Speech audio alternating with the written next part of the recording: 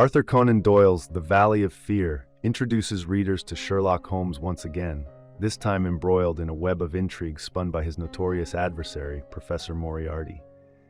The narrative begins with Holmes receiving a cryptic message from Fred Porlock, an informant within Moriarty's network. Despite the law's view of Moriarty as innocent, Holmes remains convinced of his role as the mastermind behind a criminal empire. Seeking to decipher Porlock's warning, Holmes enlists the assistance of his steadfast companion, Dr. Watson.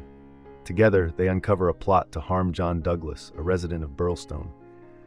Their suspicions are confirmed when Inspector MacDonald of Scotland Yard reports Douglas's murder. Holmes, undeterred by MacDonald's skepticism of Moriarty's involvement, points to suspicious financial discrepancies and the esteemed professor's extravagant lifestyle. Accompanied by MacDonald, Holmes and Watson venture to Birlstone Manor, the scene of the crime. The investigation reveals a meticulously planned murder. Douglas was fatally shot within the fortified manor, surrounded by a moat and drawbridge.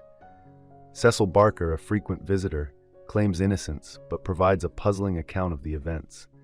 Despite Barker's insistence that the assailant entered via the moat, evidence suggests an alternative entry point.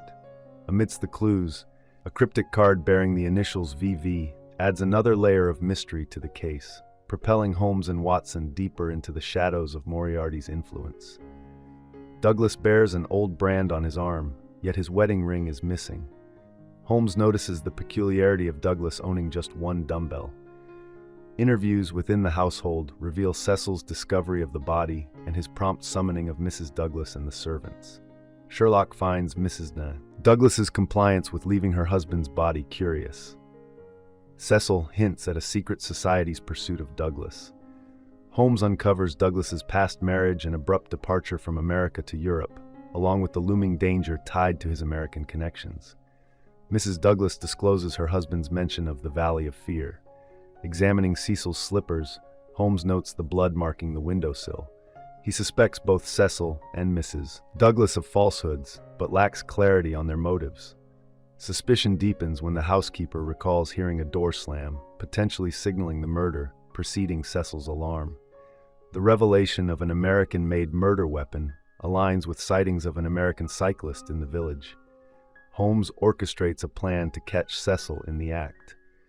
MacDonald is instructed to announce a moat search, prompting Cecil to retrieve incriminating evidence, clothing worn by the cyclist, weighted down with a dumbbell, from the water. At this juncture, Mr. Douglas emerges, alive, and furnishes Watson with a written testimony detailing the Valley of Fear. He recounts an encounter with Ted Baldwin, his adversary, anticipating an assault. The ensuing day, he found himself under attack in his study, engaged in a struggle for survival as Baldwin aimed to shoot him.